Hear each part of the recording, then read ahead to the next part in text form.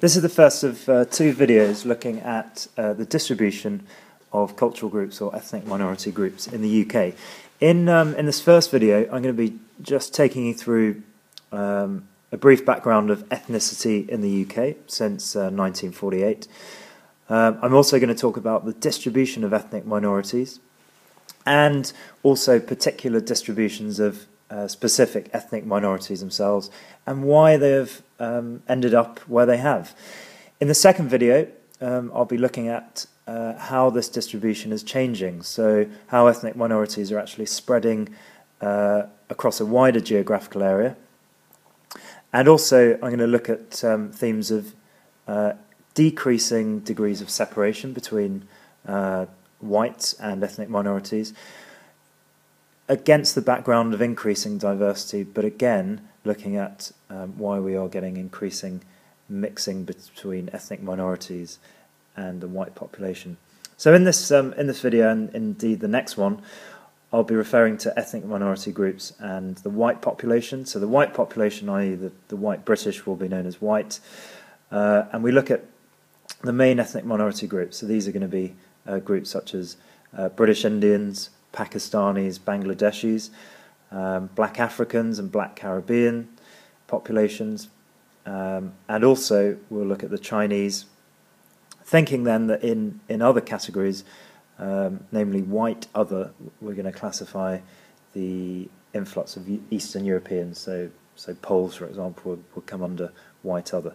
Now, just a little bit of a review here. So the UK has a multicultural society.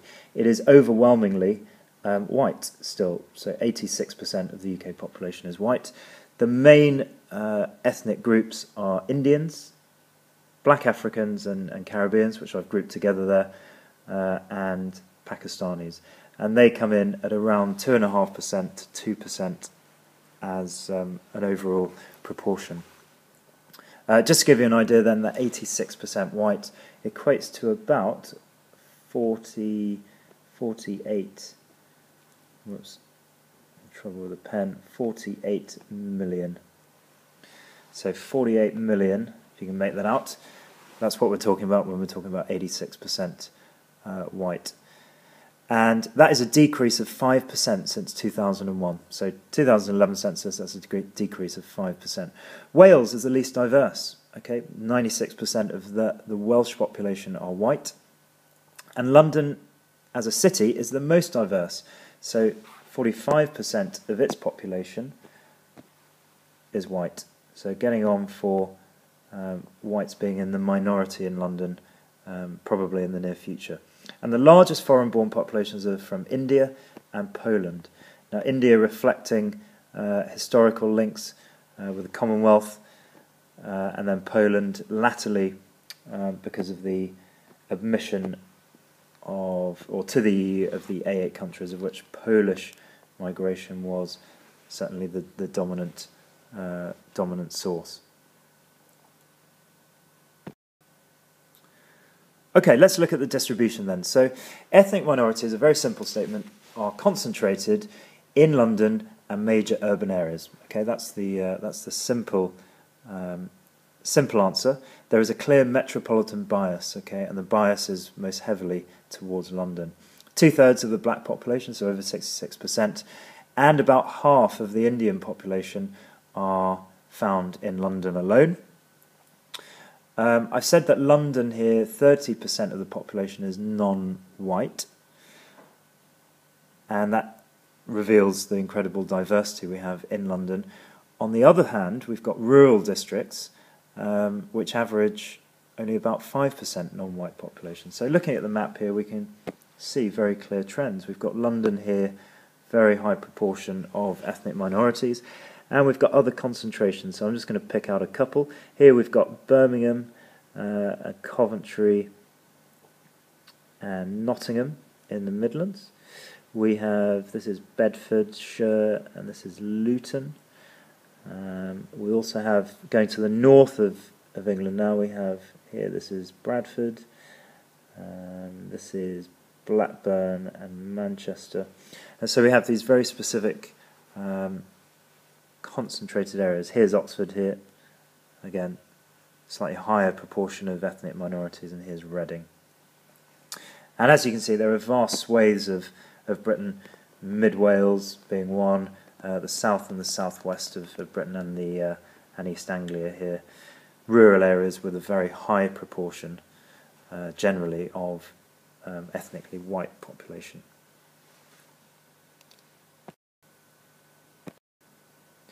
Now, within London itself, there is huge variation in the spread of ethnic minorities.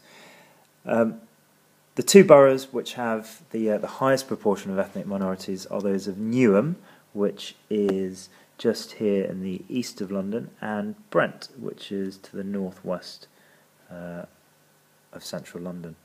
And they have about 55 to 60% of their population being non-white. So whites are in the minority, and certainly in those two London boroughs.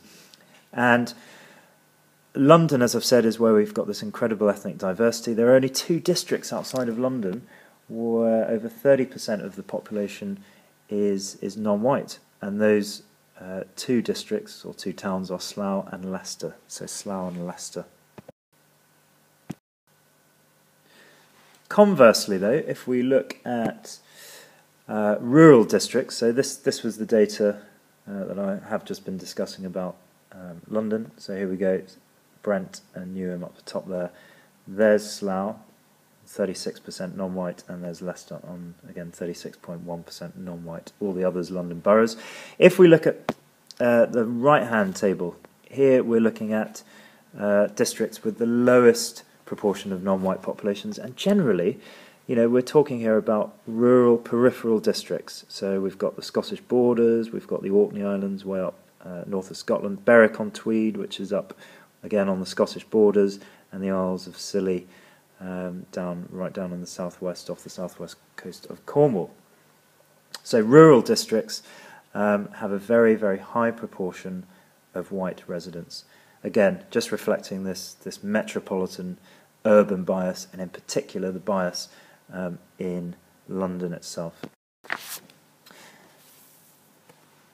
Now, again, between ethnic groups there is tremendous variation in where these ethnic groups have tended to situate themselves. The one thing in common that they all have, if we look at these four maps of the Indian, Pakistani, and other South Asian, black and Chinese populations, is that certainly they have all situated in large numbers around London. However, there are some differences. So in the Indian population, they have tended to favour locating in the Midlands, some in the northwest. The Pakistani population, again, has a large number in the Midlands, but also here we're talking about towns in the northwest and the north of England. So Manchester, Bradford, Leeds, Sheffield, etc. If we look at the black population, their geographical spread is much less wide. They've only tended to focus on London and the Midlands, with smaller proportions then dotted around in other cities. And the Chinese, in many ways, are the most geographically spread.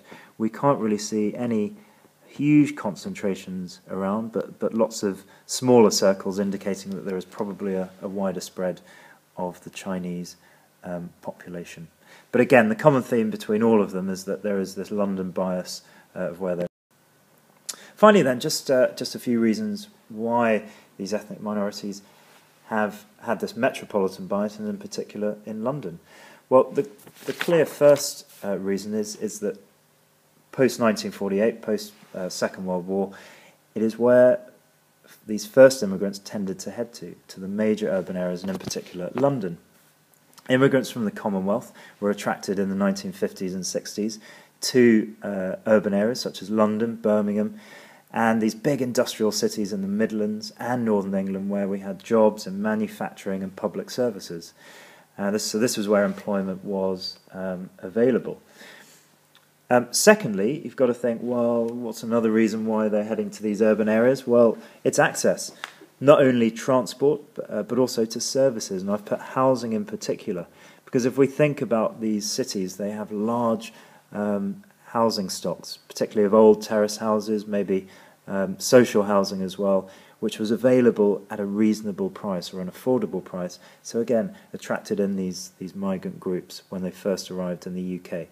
And thus we've got this historical destination issue where the second and third generation migrants have tended then to group with or group around these original areas of settlement. And this leads on to the idea of chain migration, where we've got immigrants attracted to areas where others of the same ethnic group have established, because they're likely to find help with accommodation and employment, the support of the local community, and so on. So two key ideas there of the fact that they're historical destinations for reasons of employment and availability of housing, and also then the knock-on impact of chain migration. I'm going to go on to talk in the second video, as I mentioned, about the changing distribution, so the increasing spread of ethnic minorities. But for now then, that's the rundown on where ethnic minorities are currently distributed across the United Kingdom.